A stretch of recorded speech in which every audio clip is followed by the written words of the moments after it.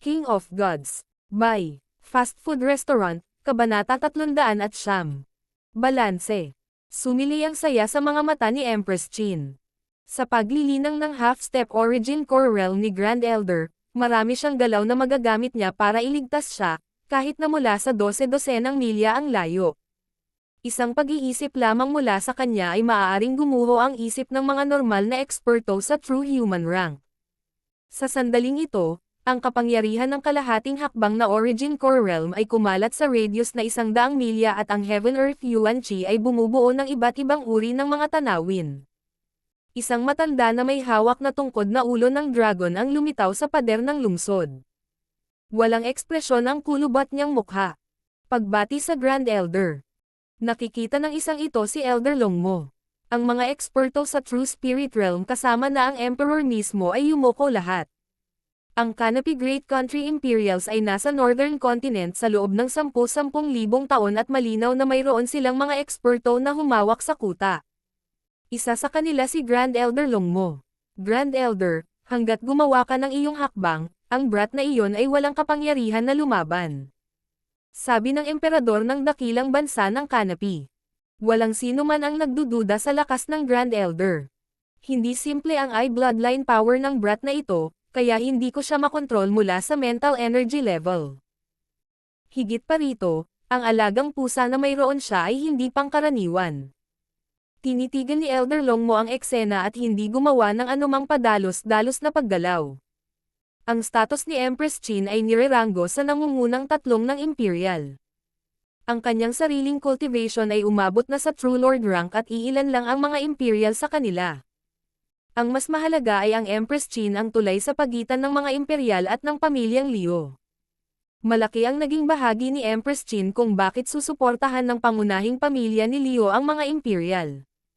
Kung mawawalan sila ng suporta ng pamilyang Liu, mababawasan ang respeto at kapangyarihan ng mga Imperial at maaaring matalo pa sila sa Iron Blood Religion. 12-dosenang milya ang layo, hindi natarante si Zhao Feng sa kasalukuyang sitwasyon. Kinokontrol ng maliit na pas ang magnanakaw ang Mystic Snake Blood Whip at hinawakan ang Express Chin na hostage. Ang aura mula sa kalahating hakbang na Origin Core Realm ay hindi masyadong nakaapekto dito. Meow meow. Naglabas pa ng ngipin ang munting pas ang magnanakaw at nagmukhang mukha. Ang mga pagkilos na ito ay malinaw na hindi nakatakas sa pandaman ni Grand Elder. Nakita rin ni Elder Longmo ang kalmado at maayos na paraan ni Zhao Feng. Munting kaibigan, bitawan mo ang Empress, sumuko ka at baka magkaroon ka ng pagkakataon. Ang matandang boses ni Elder Longmo ay parang boses ng mga Diyos na halos gumuho sa isipan ng mga taong naglakas loob na lumaban. Ang kaliwang mata ni Zhao Feng ay kumislap ng asol at isang malamig na asol na liwanag ang nagpatatag sa kanyang isipan. Sa loob ng sukat ng kanyang kaliwang mata, ang nagyayelong lawa ay umaalon-alon lamang. Ang pinagmumulan ng mental energy ng God's Spiritual Eye ay hindi maarok, ngunit karamihan sa kapangyarihan ay hindi makontrol ni Zhao Feng. Siyempre, kapag inatake si Zhao Feng, ang karamihan sa mental energy ay hihina. Sa mga tuntunin ng solong labanan, maaaring patayin ni Elder Longmo si Zhao Feng gamit ang isang daliri ngunit hindi pa umabot ang level ng kanyang mental energy sa punto kung saan si Zhao Feng ay agad na susuko. Ang sitwasyon ay hindi ganito kasimple. Kung mag-isa itong brat na ito, marami pa akong galaw. Bahagyang naging solemn na ang ekspresyon ni Elder Longmo habang nakatingin sa malayo. Nakikita ng espiritual na mata ng Diyos ni Zhao Feng ang 12-dosenang milya at ang sitwasyon sa pader ng lungsod. Sa ibabaw ng three-flowered treasured lotus, si Empress Chin ay walang lakas ngunit ang bilis ng kanyang paghinga ay nagsimulang kumalma. Pagkatapos ng lahat, siya ay nasa True Lord rank at nagsisimula ng kontrolin ang pulang selyo sa kanyang noo. Ang Mystic Peach Seal ay ginawa upang kontrahin ang mga kababaihan at ito ay isang lihim na pamamaraan ng Mystic Flower Treasured Bible. Gayunpaman, minaliit ng pirata ng Watermoon ang aking pagpapabuti. Hindi gumalaw si Empress Chin. Hinihintay niyang masanay ang kanyang katawan sa Mystic Peach Seal at kapag ang 10 hanggang 20% ng kanyang True Spirit Chi ay nakabawi, maaari na siyang makakounterattack. Gayunpaman, hindi lang ganoon ang pressure na hinarap ni Empress Chin. Naroon din ang Mystic Snake Blood Whip ni Zhao Feng na dahan-daang sumisipsip ng kanyang dugo. Ang mga kadahilanang ito ay naghigpit sa kanyang kakayahang gumaling. Zhao Feng, interesado ka bang makinig sa isang kwento? Hindi mo siguro alam kung bakit kailangan kitang patayin. Ang kagandahan ni Empress Qin ay sapat na upang sirain ang mga bansa at lalaki. Kahit ang tibok ng puso ni Zhao Feng ay bumilis ng kaunti. Bagamat ang espiritual na mata ng kanyang Diyos ay ginawa siyang lubos na lohikal, ito ay likas na ituloy ang pagiging perpekto. Oo naman. Tumango si Zhao Feng bilang interes, kahit na pakiramdam niya ay nasasanay na si Empress Qin sa Mystic Peach Seal. Dati ay may isang matalinong tao na kumuha ng 3 babaeng disipulo. Pinili ng unang disipulo ang Tao of Life, ang pangalawa ay ang Tao of Charm at ang pangatlo ay ang Tao of Entertainment. Noong panahong iyon, ang 3 babae ay pawang mga bata pa ngunit iba-iba ang landas ng buhay. Naalala niya si Empress Qin at inihayag ang pambihirang purong ekspresyon. Dahil sa layo, bukod kay Elder Longmo, halos walang nakarinig sa kanilang pag-uusap. Narinig ko na ang kwentong ito. Bahagyang tumango si Zhao Feng. Ang taong matalino ay may iba't ibang plano para sa 3 disipulo. Ang isa sa mga babae ay nakilala ang isang gwapong kabataan sa isang malayong nayon at umibig sa kanya, ngunit sa huli, pinili niya ang kanyang mana at iniwan ang nayong iyon at bumalik sa mataong lungsod. Sa pagsasalita hanggang dito, bahagyang huminto si Empress Qin. Malinaw na naunawaan ni Zhao Feng na ang babaeng disipulong iyon ay si Empress Qin at ang malayong nayon ay ang 13 bansa. Ito ang unang dahilan kung bakit gusto kitang patayin. Walang ekspresyong sabi ni Empress Qin. Nayanig ang isip ni Zhao Feng, mas malamig si Empress Qin kaysa sa inaakala niya. Ngunit sa pag-iisip tungkol dito, ito ay naiintindihan. Gaano man nila kamahal ang isa't isa noon, napakaraming taon na ang lumipas at ngayon ay nakatayo si Empress Qin sa tuktok ng isang dakilang bansa. Walang gaanong koneksyon sa dalawa. Ang First Elder ay isang dating kasintahan lamang na nagmula sa isang maliit na nayon. Paano niya papayag na guluhin ng dating nobyo ang kanyang kasalukuyang buhay gayong naging empress na siya ng isang dakilang bansa?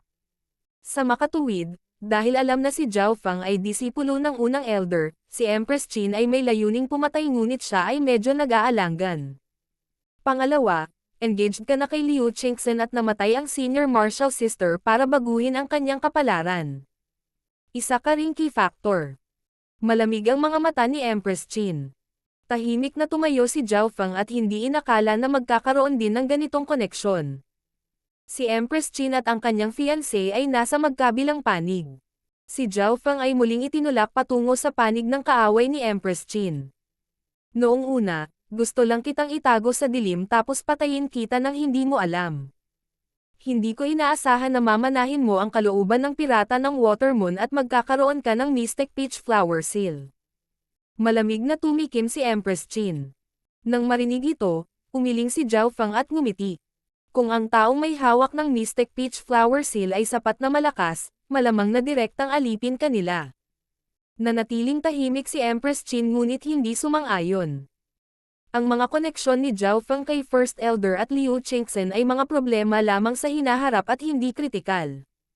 Hindi man lang sinubukan ni Empress Qin na patayin si Zhao Feng sa Water Mist Pavilion hanggang sa kinuha ni Zhao Feng ang Mystic Peach Flower Seal. Watermoon Pirate, hindi ko alam kung natulungan mo ako o hindi. Napabuntong hininga si Zhao Feng sa kanyang puso.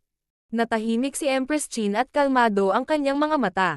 Sa kasalukuyan, ang kanyang True Spirit Chi ay naka-recover ng 10% ngunit sadyang nagkunwaring hindi nalaman. Bagamat maaari siyang makatakas ngayon, hindi siya sapat na kumpiyansa para patayin si Zhao Feng. Isang pinalapot na bola ng kidlat ang bumaril mula sa palad ni Zhao Feng at tumama kay Empress Qin.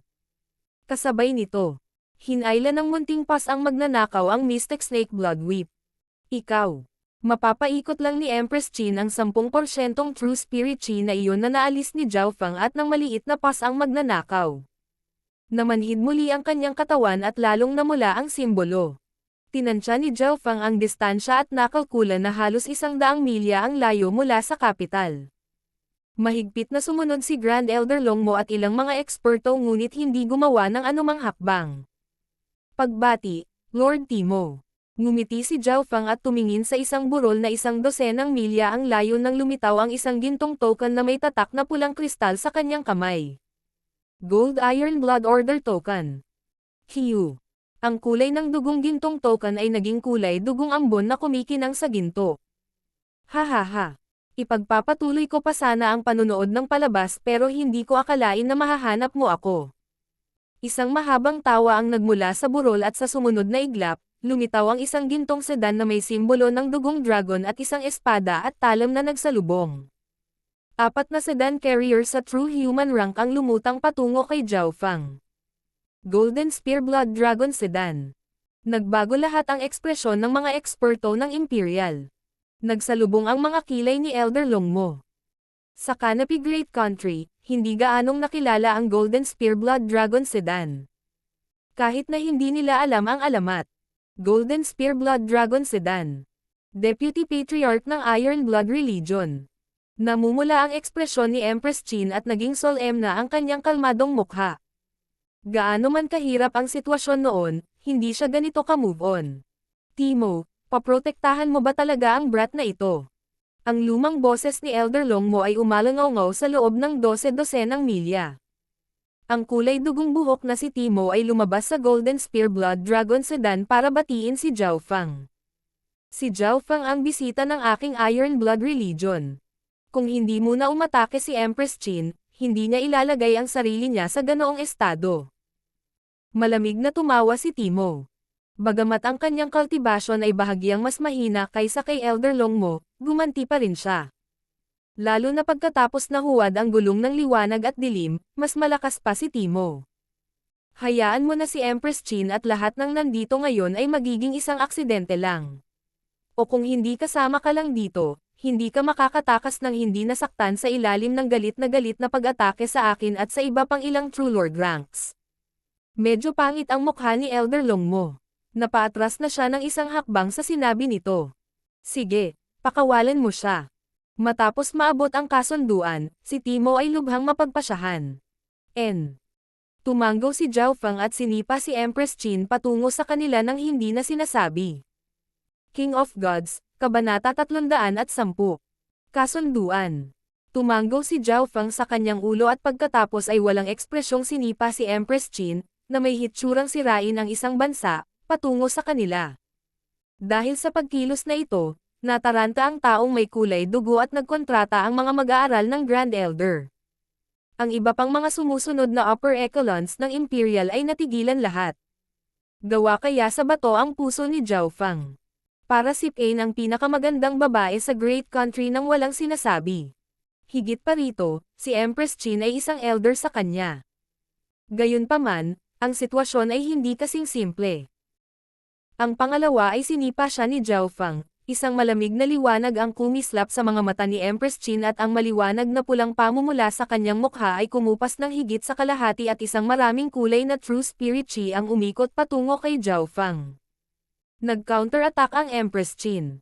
Hindi alam, nabawi ni Empress Qin ang 10 hanggang 20% kontrol sa kanyang True Spirit Qi at sa kritikal na sandaling ito, lumaban siya.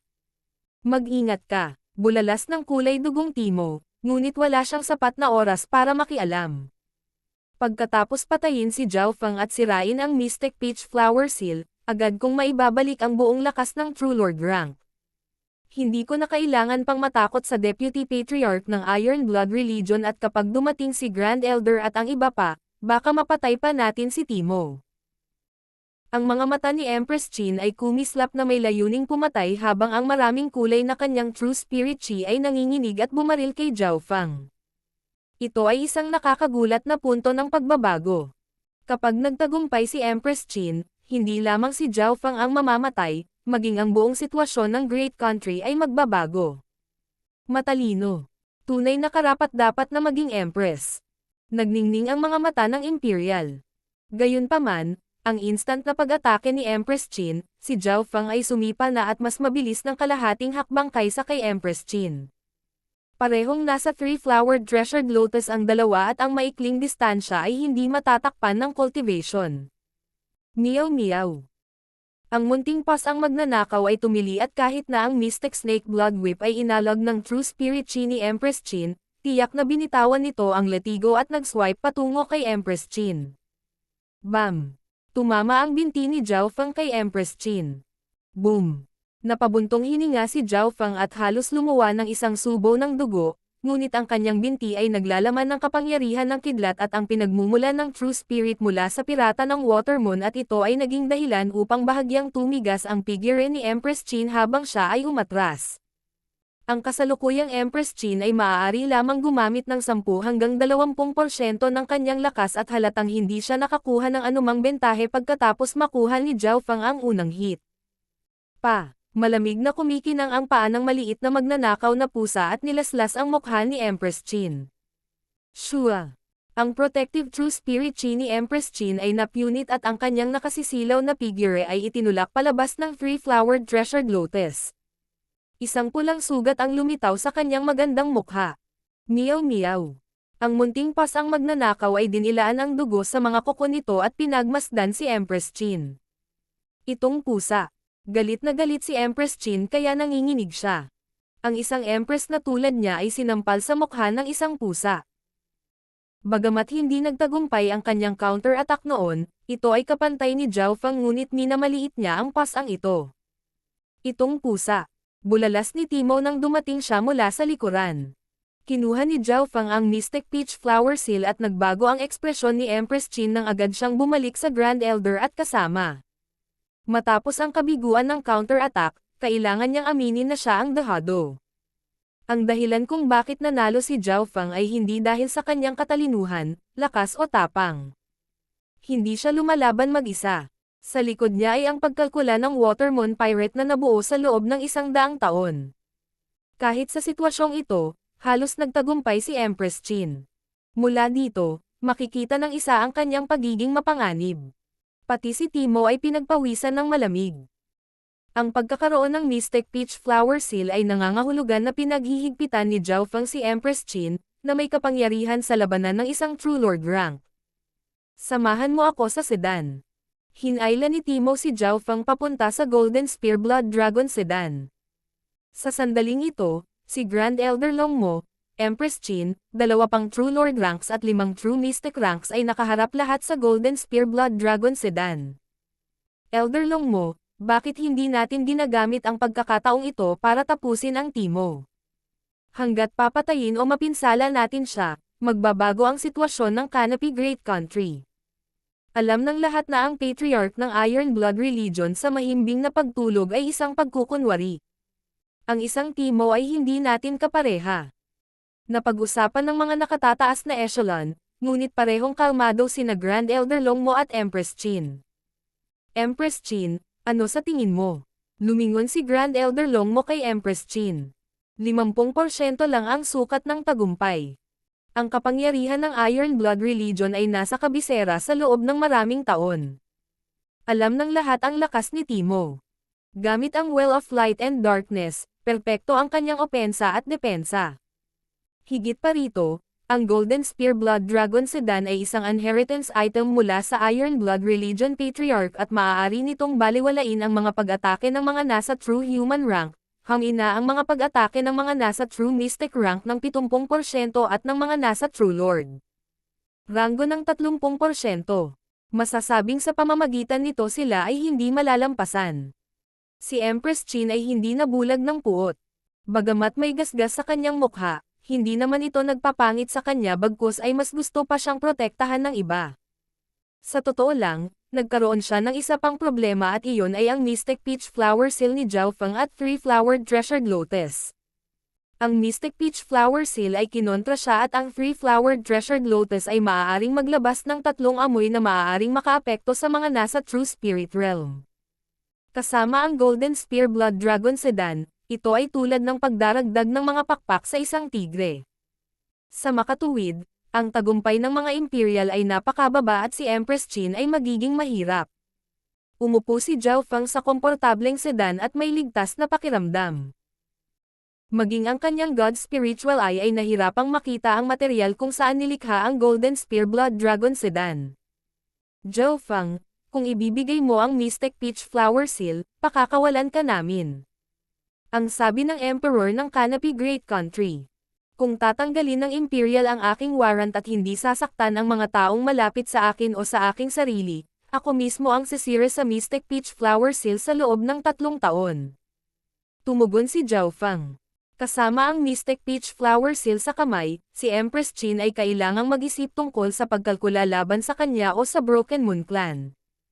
Ang dahilan kung bakit sinabi niya ang 3 taon ay napagtanto ni Zhao Feng na ang kapangyarihan ng Mystic Peach Flower Seal ay unti-unting nababawasan pagkatapos gamitin sa pagkakataong ito at hindi na ito magiging banta kay Empress Qin pagkatapos ng 3 taon. Deal, tuparin mo ang iyong pangako. Tumanggo si Empress Qin.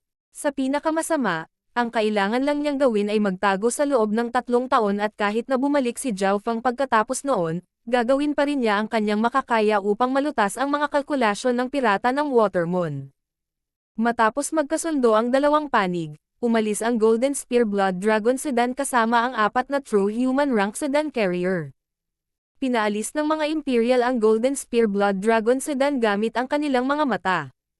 Grand Elder, Emperor, Empress, hahayaan na lang natin sila. Pagkatapos ng insidenteng ito, nasaan ang kapangyarihan ng mga Imperial? Ang ilan sa mga nakatataas na echelon ay hindi napigilan ang kanilang sarili. Inagaw ng isang maliit na kabataan sa Ascended Realm ang kanilang Empress at mapapaalis lamang nila ito sa pamamagitan ng kanilang mga mata. Isa itong malaking dagok sa pangalan ng mga Imperial. Kung hindi man lang natin mapigilan ang sarili natin sa napakaliit na bagay, magkakagulo kapag may nangyaring malaki. Ang lakas ng Iron Blood Religion ay pinipigilan tayo sa ngayon at mayroon pa rin silang patriarch na ang buhay at kamatayan ay hindi alam. Ang Grand Elder ay mahinang umiling.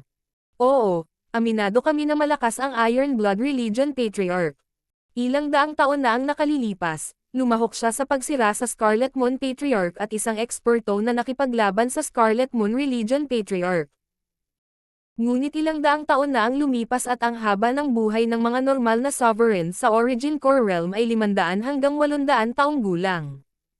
Noon, ang Iron Blood Religion Patriarch ay malubhang nasugatan at sinasabing natutulog ngunit may hinala ako na siya ay patay na.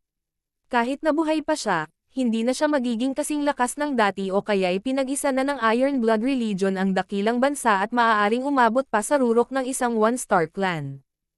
Isang kayumangging buhok na True Lord rank na Elder na ayaw na ayaw. Elder Shuizin, maaaring tama ang sinasabi mo. Ngunit sa ngayon ay isang napaka-natatanging punto ng panahon para sa hilagang kontinente, gitnang kontinente at maging ang 10 dakilang paksayon. Bahagyang ngumiti si Grand Elder Longmo. Nang marinig ito, nagsimulang mag-isip ang mga taong naruroon. Ang tinutukoy mo ay ang Sacred True Dragon Gathering. Nagliwanag ang mga mata ng mga taong naruroon. Alam nyo ang kadakilaan ng Sacred True Dragon Gathering. Tuwing 10 taon, tanging ang mga tunay na henyo na nakakalap ng sapat na kapalaran ang makapagbukas ng 4 na dakilang mana.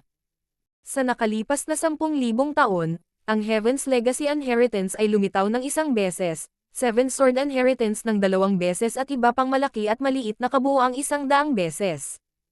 Huminto si Grand Elder. Ang Sacred True Dragon Gathering ay ang lugar na lunti ang bulaklak at iba pang kayamanan ng lugar. Ang 10 dakilang paksayon at bawat dakilang bansa pati na rin ang Origin Core Realm Sovereigns ay may mga rekomendasyon lahat. Nakakatulong ito sa kinabukasan ng isang dakilang bansa. Kung makapasok sila sa mana at makapaglabas ng makapangyarihang mga sandata at lihim na pamamaraan, mababago nito ang kapalaran ng isang dakilang bansa. Nakangiting tumanggo si Empress Qin sa kanyang ulo at lumiwanag sa kanyang mga mata ang pag-asa. Sa loob ng Golden Spear Blood Dragon Sedan. Salamat sa Deputy Patriarch sa iyong tulong. Si Zhao Feng ay puno ng pasasalamat. Sa pagkakataong ito ay ginamit niya ang Gold Iron Blood Order Token, at binayaran ng Iron Blood Religion ang kanilang utang. Ininspeksyon siya sandali ni Timo bago sinabing, Zhao Feng, minamaliit ko pa rin ang iyong potensyal at katapangan.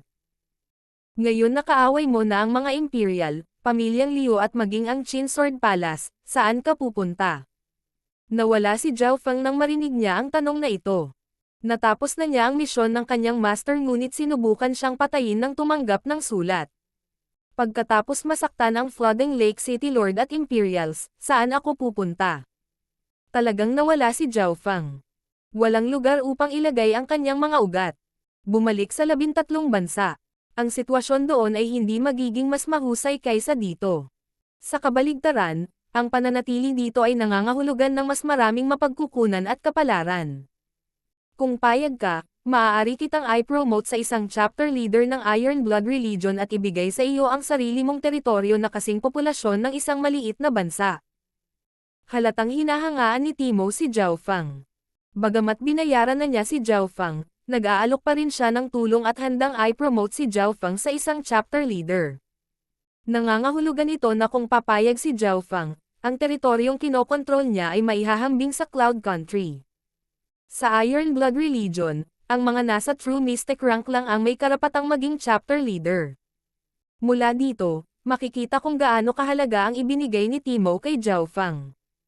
Ang bagay ay si Zhao Fang sa ngayon ay walang lugar na matutuluyan at ang panganib ay malapit na. Payag akong pumasok sa Iron Blood Religion. Sumang-ayon si Zhao Fang. King of Gods, Kabanata 311. Ang desisyon ni Timo. Sumang-ayon si Zhao Fang nang walang pag-aalinlangan. Sa Canopy Great Country, wala siyang matitirahan at walang matuluyan. Sa ngayon, para siyang isang damong walang ugat na lumulutang ng walang patutunguhan. Mula pa noong Alliance Banquet, narating na ni Zhao Fang ang labangan ng kanyang buhay. Matapos makapasok sa dakilang bansa, siya ay binigyan ng warrant ng mga pangunahing puwersa.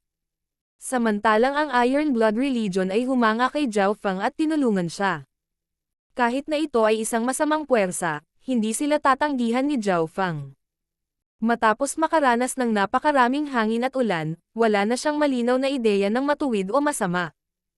Higit pa rito, si Zhao Fang ay may hiling pa rin sa kaibuturan ng kanyang puso at iyon ay ang bumalik sa 13 bansa kapag mayroon na siyang sapat na lakas at kapangyarihan. Zhao Fang, ang dahilan kung bakit kita hinangaan noon ay dahil sa bloodline ng mata mo.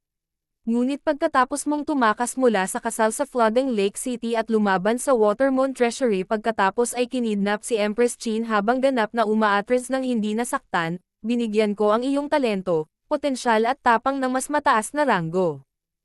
Kulay dugong buhok na si Timo ay may malalim na ngiti sa kanyang mukha. Bahagyang gumalaw ang puso ni Zhao Fang.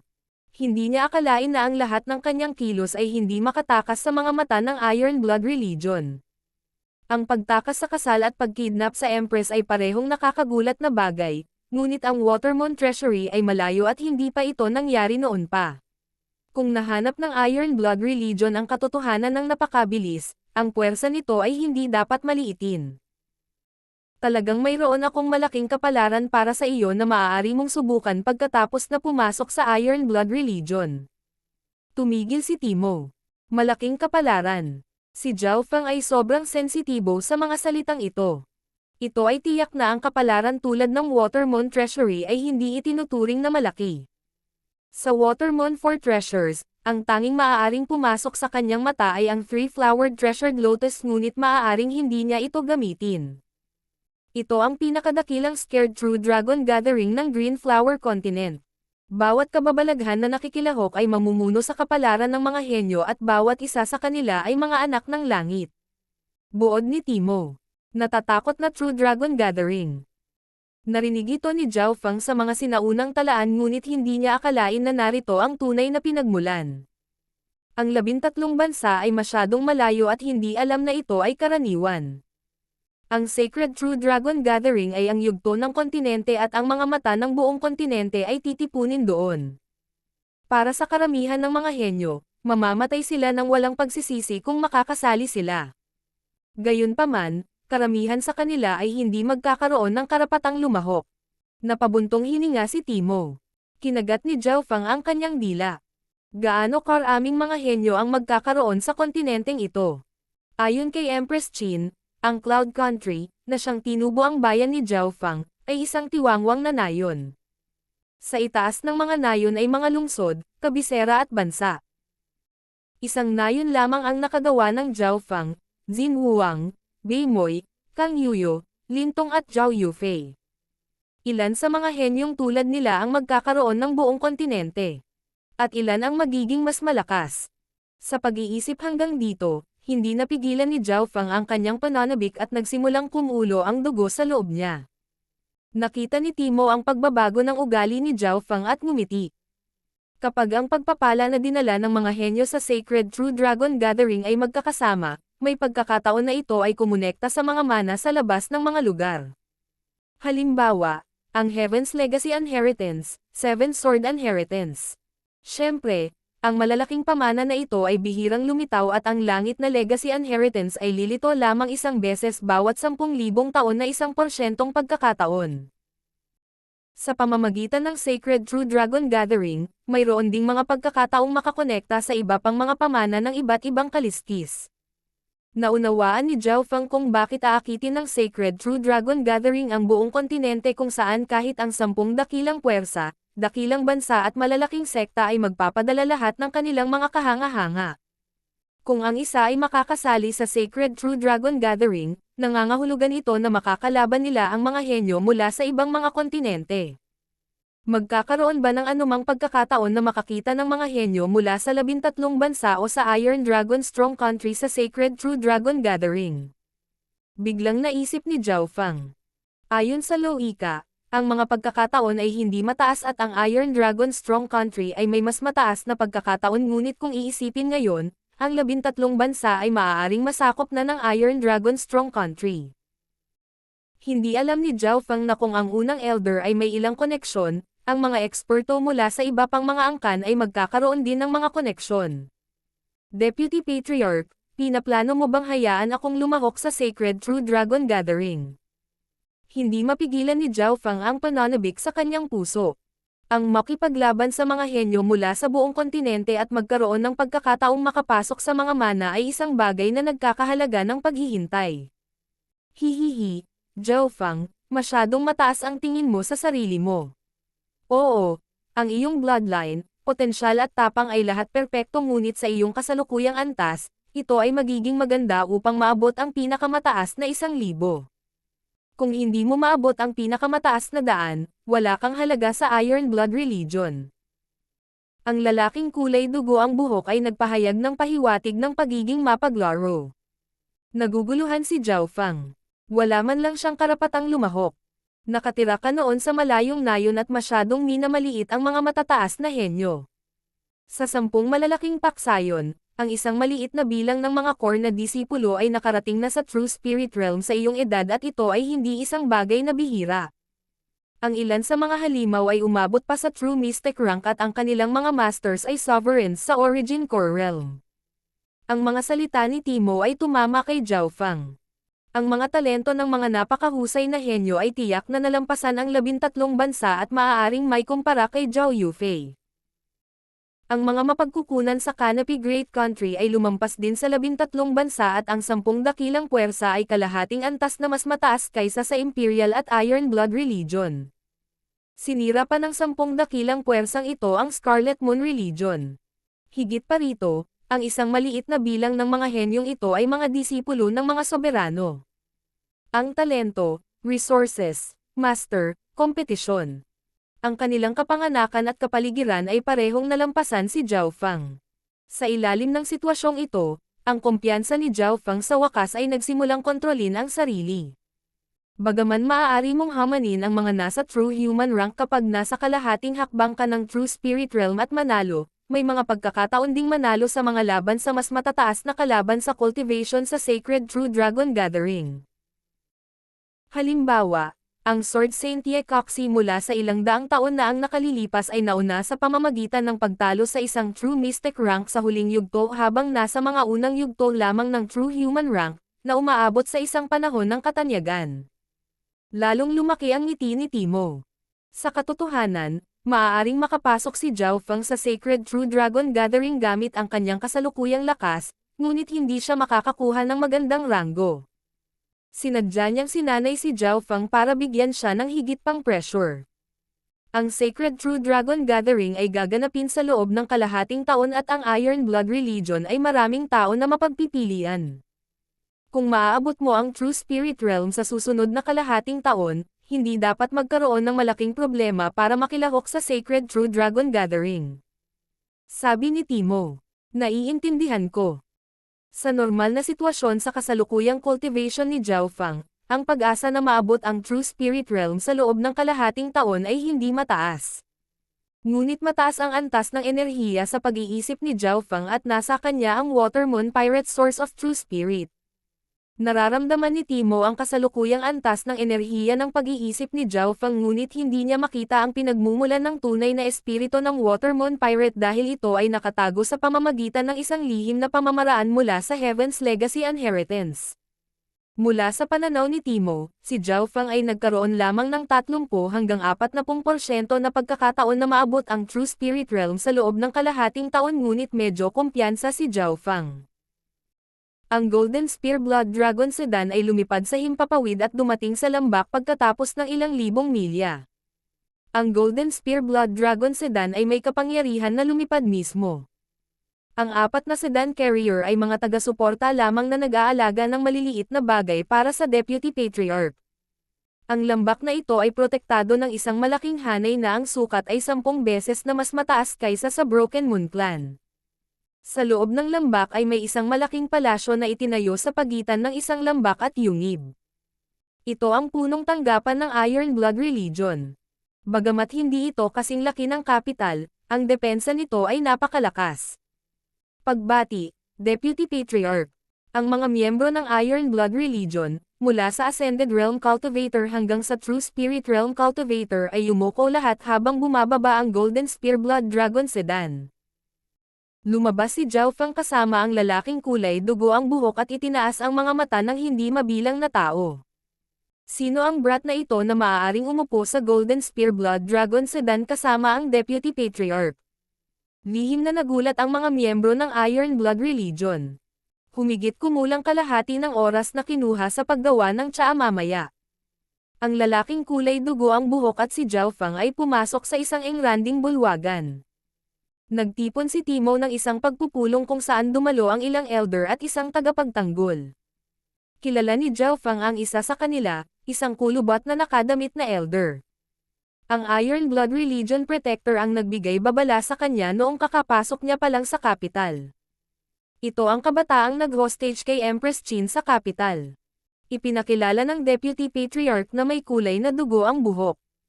Ang mga upper echelon ng Iron Blood Religion ay lahat ay nasa True Mystic rank at ang ilan ay nasa tuktok pa ng True Mystic rank. Ang isa sa mga elder ay isang babaeng may puting buhok na siyang Regulations Elder at ang kanyang cultivation ay umabot sa True Lord rank. Ang kanyang katayuan ay mas mababa lamang sa Deputy Patriarch. Pagkatapos ng pagpapakilalang ito, nakilala ni Zhao Fang ang ilan sa mga nakatataas na echelon. Siyempre, ang Iron Blood Religion ay may spaced out, kaya ang mga taong naruroon ay hindi lahat ng nasa itaas na echelon ngunit kahit noon pa man, sapat na ito para mapatigil si Zhao Fang sa kanyang dila. Kahit na pagsamahin mo ang lahat ng 13 bansa at 2 malakas na bansa, malamang na hindi sila ang katugma ng Iron Blood Religion. Naisip ni Zhao Fang sa kanyang puso. Patriarch, gusto mo siyang i-promote bilang isang chapter leader. Ito ay hindi isang maliit na problema. Karamihan sa mga contestant para sa isang chapter leader ay nasa True Mystic rank o Strong Pick na True Human ranks. Ang isang kabataang kasing bata niya na may hindi sapat na pagtatanim ay malamang na mahihirapang kontrolin ang isang buong lugar. Tanong ng babaeng may puting buhok na Regulations Elder. Ayon sa alam ni Zhao Fang, si Timo ay ang Deputy Patriarch ng Iron Blood Religion. Sa totoo lang, hindi siya gaanong naiiba sa tunay na patriarch dahil walang nakakaalam kung ang tunay na patriarch ay buhay o patay na. May mga bali-balita pa na nakatulog siya ng mahimbing. Sa kabuuan, maaaring baliwalain ang pag-iral ng tunay na patriarch. Sumang-ayon naman ang ibang mga tao. Napakahalaga ng isang chapter leader sa Iron Blood Religion. Maaari nilang hawakan ang kuta sa isang lugar at maihahambing sa isang marquee sa Imperial. Ang aking desisyon ay pinal. Nakulay dugo ang buhok at hindi man lang siya nagpaalam. Nagbigay siya ng pakiramdam na hawak niya ang lahat ng kapangyarihan at desisyon. King of Gods, Kabanata 312. True Spirit Realm, Una. Ang aking desisyon ay pinal. Umalangaw-ngaw ang engranding boses sa buong bulwagan. Ang maputing buhok na Regulations Elder at ang kumpanya ay medyo nagulat sa desisyon ng Deputy Patriarch. Kadalasan, pinag-iisipan ito ng Deputy Patriarch sa mga Elder at Protectors. Ang mga mataas na echelon ay lubos na gumagalang sa Deputy Patriarch na ito na may kulay na dugong buhok. Gayunpaman, kung minsan ang Deputy Patriarch ay dadaan sa mga desisyon na ginawa niya ng mag-isa at ang resulta ay magpapatunay na siya ay tama lalo na kung ito ay isinasaalang-alang ang mga tao. Ang Deputy Patriarch na may kulay dugo na buhok ay may magandang mata sa pagpuna sa mga tao, ngunit sa pagkakataong ito ay nagkatinginan ang lahat. Wala pang ganyang kabataang chapter leader sa Iron Blood Religion. Si Zhao Feng ay 16 hanggang 17 taong gulang lamang at hindi man lang itinuturing na nasa hustong gulang sa ilang lugar. Napaisip ang kulubot na protector. Dahil siya ang nagbigay ng babala kay Zhao Feng noon sa kabisera, alam niya ang tungkol sa kasaysayan ng kabataang ito. Maging siya ay kinu-question ang pagsasaayos ng Deputy Patriarch, ngunit dahil ang Deputy Patriarch ang gumawa ng desisyong ito, hindi ito maaaring labanan ng grupo ng mga tao. Tulad nito, si Zhao Feng ang naging pinakabatang chapter leader sa kasaysayan ng Iron Blood Religion. Napabuntong hininga ang mga nasa itaas na echelon at na-curious. Deputy Patriarch, aling chapter ang inaayos mong pamunuan ni Zhao Feng? Ang puting Regulations Elder ay hindi sumang-ayon at sa halip ay binago ang paksa. Aling chapter ang walang mga pinuno ngayon? Casual na tanong ni Timo. Ang Thousand Water Chapter at Everlasting Sky Chapter, parehong walang chapter leaders. Sa kanilang dalawa, ang Thousand Water Chapter ay mas malapit at ang dalawang tenyente ay napakalakas at ang chapter leader ay hindi pa napagpasyahan. Ang Everlasting Sky Chapter ay mas malayo at ang matandang chapter leader ay katatapos lang ng kanyang buhay. Sabi ng babaeng may puting buhok. Ayusin si Zhao Feng na mamuno sa Thousand Water Chapter. Walang pagdadalawang isip na sabi ni Timo. Nang marinig ito, nagbago ang mga ekspresyon ng nakatataas na echelon. Ang Thousand Water Chapter ay mas malapit sa pangunahing punong tanggapan ng Iron Blood Religion at ginagawa ito ng Deputy Patriarch para tulungan si Zhao Feng. Gayunpaman, ang dalawang tinyente ng Thousand Water Chapter, sina Yun Xia at Chen Mengzhen, ay hindi tipong magpipigil. Napakalakas nila at pinagmamasdan ang posisyon ng chapter leader. Ito ay lalo na para kay Yun Xia na ngayon ay hindi mapigilan. Sa pag-iisip hanggang dito, ngumiti ang babaeng may puting buhok. Ang Thousand Water Chapter ay bahagyang mas malapit sa capital, ibig sabihin ay mas maraming tao at mas nakakaakit kaysa sa mga malayong lugar. Gayunpaman, nangangahulugan din ito na ang kompetisyon sa loob ng Thousand Water Chapter ay malaki at ang mga paksayon na kasangkot ay komplikado. Mukhang hindi gaanong nag-isip si Timo at agad niyang itinaguyod si Zhao Feng na maging Thousand Water Chapter leader. Mananatili ka sa punong tanggapan ng kalahating buwan. Bibigyan kita ng katulong na makakasama mo, sinabi ni Timo kay Zhao Feng. Tumanggo si Zhao Feng sa kanyang ulo pagkatapos ay kinuha ang kanyang chapter leader token at mga item habang siya ay mananatili pansamantala sa punong tanggapan. Mahirap para sa brat na ito na kontrolin ang Thousand Water Chapter gamit ang kanyang kasalukuyang lakas at karanasan. Kasama sina Yun Xia at Chen Meng at ang kanilang mga ugali, tiyak na hindi nila susundin ang isang bata at mahinang chapter leader. Pinaalis ng mga matataas na echelon sa loob ng bulwagan si Zhao Feng sa kanilang mga mata at mapaglarong ngiti.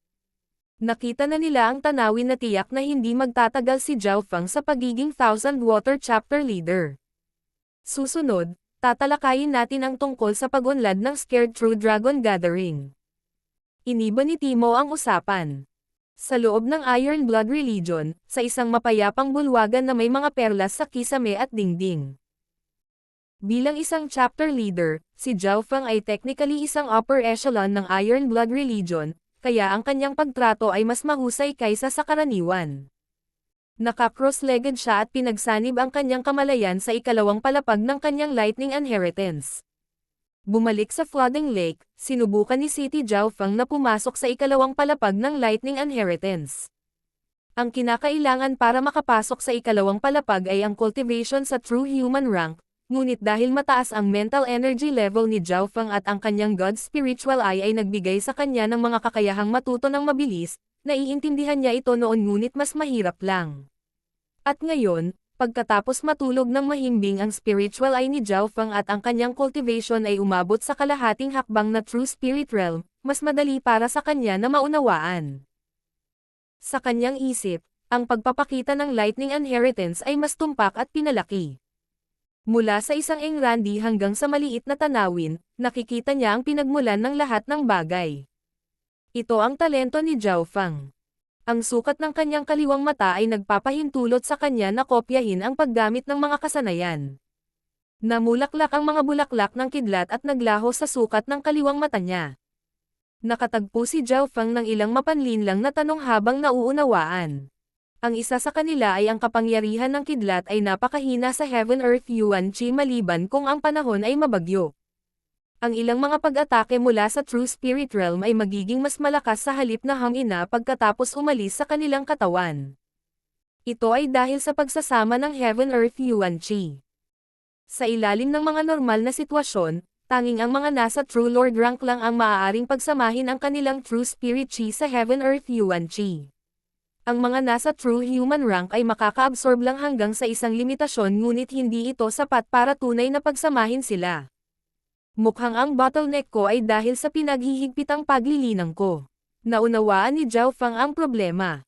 Kapag ang lahat ng kanyang kalahating hakbang na True Spirit Chi ay na-convert sa True Spirit Chi, ang elemento ng kidlat sa loob ng kanyang katawan ay makikipag-ugnayan sa Heaven Earth Yuan Chi sa labas. Sabi lang, iisa lang ang problema at iyon ay ang makapasok sa True Spirit Realm. Hanggat naabot niya ang True Spirit Realm, makakakuha si Zhao Feng ng mga insight mula sa ikalawang palapag ng Lightning Inheritance. Sa pag-iisip hanggang dito, nakatuon lamang si Zhao Feng sa cultivation at inayos ang mga item na nakuha niya mula sa Watermoon Treasury at Rising Dragon Auction. Weng. Ang kalahating hakbang na True Spirit Chi ni Zhao Feng ay nagsimulang umikot at ang mga kaluskos ng kidlat ay pumaligid sa kanyang katawan. Ang mga lumalapit ay magye-yellow dahil sa tamaan ng kidlat. Matapos ang aking kalahating hakbang na True Spirit Chi ay umabot sa 60%, mas mabagal ang pag-convert nito. Nagsalubong ang mga kilay ni Zhao Feng. Ang anumang bagay na mas malapit sa limitasyon ay magiging mas mahirap. Siyempre, sa ilalim ng mga normal na sitwasyon, ang mga nakapag-convert ng 60% ng kanilang kalahating hakbang na True Spirit Chi ay maaaring subukang makapasok sa True Spirit Realm, ngunit ang pagkakataong magtagumpay ay hindi mataas. Inilabas ni Zhao Feng ang kanyang sentido at ang kanyang kalahating hakbang na True Spirit Chi ay lalabas sa kanyang ulo upang maramdaman ang hindi mabilang na Heaven Earth Yuan Chi sa hangin. Kasama sa Heaven Earth Yuan Chi ang bawat elemento. Nagkaroon ng kidlat, hangin, apoy. Ang antas ng enerhiya ng pag-iisip ni Zhao Feng ay maihahambing sa True Human rank at sa kanyang makapangyarihang pinagmumulan ng mental energy mula sa kanyang God Spiritual Eye. Siya ay may mas malaking kalamangan kaysa sa karamihan ng mga tao dahil nararamdaman niya ang Heaven Earth Yuan Chi. Hindi nagtagal ay naramdaman niya ang pagsirit ng lakas ng kidlat. Ang unang hakbang. Ang kalahating hakbang na True Spirit Chi ni Zhao Feng ay nakipag-ugnayan sa kidlat sa Heaven Earth Yuan Chi at nilinis ang kanyang True Force. Ang mga nasa Ascended Realm ay maaaring gawin ito ngunit bahagya lamang. Ang pangalawang hakbang. Maabot ang malapit na pagkakaugnay sa kapangyarihan ng kidlat sa loob ng Heaven Earth Yuan Chi. Ang hakbang na ito ay maaari lamang gawin ng mga nasa kalahating hakbang na True Spirit Realm.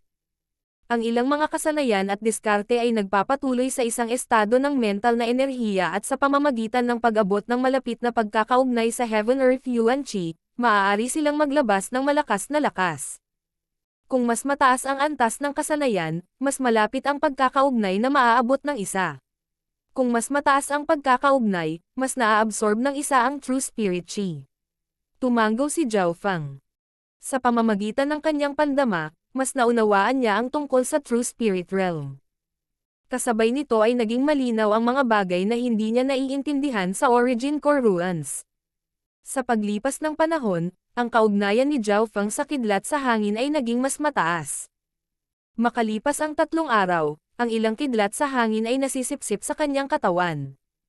Dahil ang kanyang mental energy level ay sapat na mataas at nasa kanya ang kanyang God Spirit Eye, si Zhao Feng ay maaaring humila ng higit at higit pang Lightning Yuan Qi.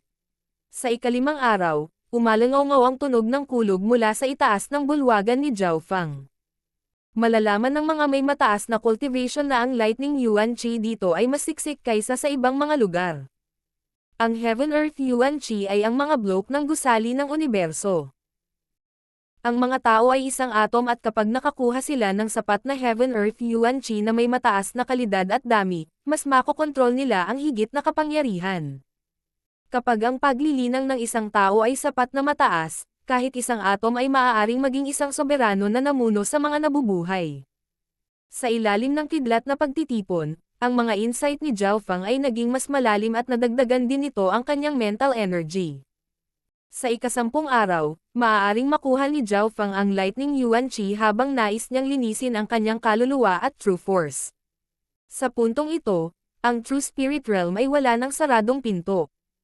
Ang kailangan lang niya ay oras. Ang aking kalahating hakbang na True Spirit Qi ay umabot na sa 80 hanggang 70%. Ang pinakamahalagang bagay ay na-double ang dami ng True Force sa loob ng aking katawan. Ngumiti si Zhao Feng nang imulat niya ang kanyang mga mata. Sa ngayon, isang hakbang na lang ang layo niya sa huling hakbang upang mabuo ang kanyang source of true spirit sa loob ng kanyang dantian. Hanggat nagtagumpay siya, magiging eksperto siya sa true spirit realm. Bukod doon, hindi siya gaanong naiiba sa mga nasa true spirit realm. Matapos maabot ang hakbang na ito, naramdaman ni Zhao Feng na para siyang isda sa tubig nang nililinang ang ikalawang palapag ng Lightning Inheritance. Dahil sa kanyang malapit na pagkakaugnay sa Lightning Yuan Qi, maaari pa niyang makuha ang kidlat na si Yuan Qi sa hangin. Shoo! Itinaas ni Zhao Feng ang kanyang kamay at isang kadena ng kidlat ang lumabas at nabuo ang isang ahas ng kidlat na kalahating yarda ang haba. Sa ilang paghinga, hindi ito naglaho bagkus ay mas lumakas. Kung wala ang suporta ng True Force, nagawa pa rin siyang balutin ng kidlat na ahas ng 3 beses. Ito ay dahil kapag ang kalahating hakbang na True Spirit Qi ay ipinadala, si Zhao Feng ay maaari ding makunan at makihalubilo sa Lightning Yuan Qi sa labas. Tulad nito, sa wakas ay pumasok si Zhao Feng sa pintuan ng ikalawang palapag ng Lightning Inheritance. Pagkatapos nito, nagsimula siyang makakuha ng mga pananaw sa mga kasanayan sa paggalaw, pagkakasala, pagtatanggol at ilang makapangyarihang mga diskarte sa lihim. Blade of Lightning. Itinaas ni Zhao Feng ang kanyang kamay at sa kaluskos ng kulog, isang matalim na talam na gawa sa kidlat ang lumitaw. Ito ay kumikinang at kuminang ng totoo. Bago ito, nakakagawa na si Zhao Feng ng kidlat ngunit ito ay 3 talampakan lamang ang haba at sobrang krudo. Hindi lang iyon, marami rin itong nasayang na True Force. Ngayon ang talam ng kidlat ay isang talam na naglalaman ng isang mapang wasak na talas. Shoo! Ang talam ng kidlat ay kumikislap at ang isang high-grade mortal tier na sandata sa tabi ni Zhao Feng ay nahati sa dalawa na may itim na usok na bumubuhos dito. Anong nakakatakot na opensa? Siguradong mabubuksan nito ang defensive True Force Qi mula sa mga normal na eksperto sa True Human rank. Tuwang-tuwa si Zhao Feng.